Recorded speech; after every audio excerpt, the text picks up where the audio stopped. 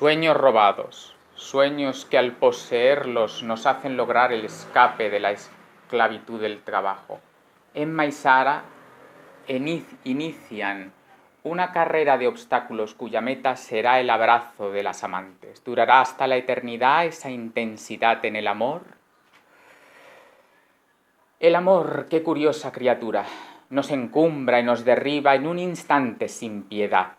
Emma y Sara, sin poder evitarlo, se besan en su encuentro, en la calle, en el portal de su edificio, siendo vista por todos y sin que ellas vean a ningún ser vivo. Viven en su plano, en su esfera única y exclusiva. Los murmullos y ojos en el fondo, envidiosos de la libertad ajena, se miran entre sí manifestando comentarios críticos y de bajeza moral, mientras en realidad, en sus pensamientos y sus psiquis, son elementos que a puerta cerrada y sin consentir que trascienda, admiran su atrevimiento. Es la vida del ser humano. Por un lado lapidamos a nuestros congéneres y por otro, en lo más hondo de nuestro intelecto, profesamos una admiración cubierta de envidia.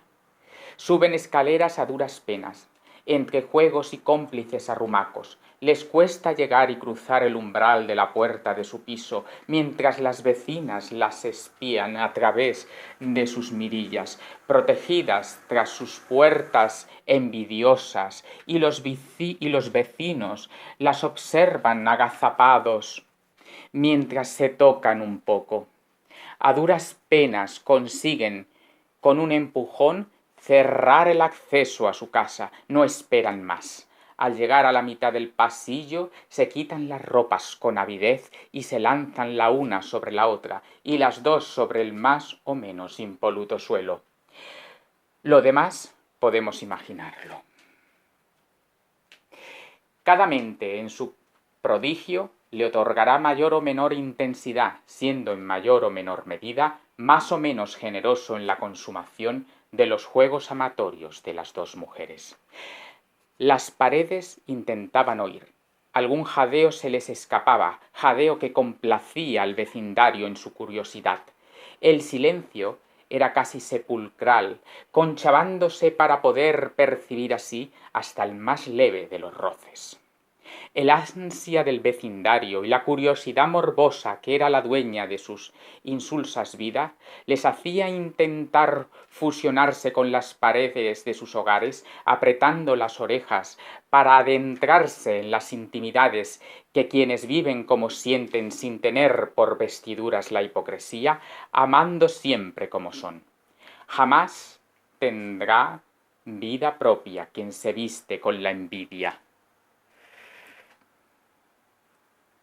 Qué curioso y poco oportuno traje.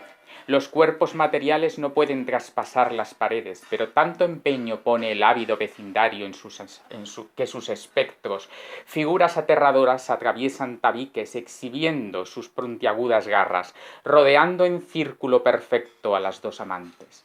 Emma y Sara tan solo perciben un ínfimo cuchicheo que a sus oídos se antoja como un leve y agudo silbido. A las extrañas figuras invasoras les agradaría participar de los juegos de las dos mujeres. Tocarlas, acariciarlas, tocar sus clítoris, poseerlas y hacer suyo su placer.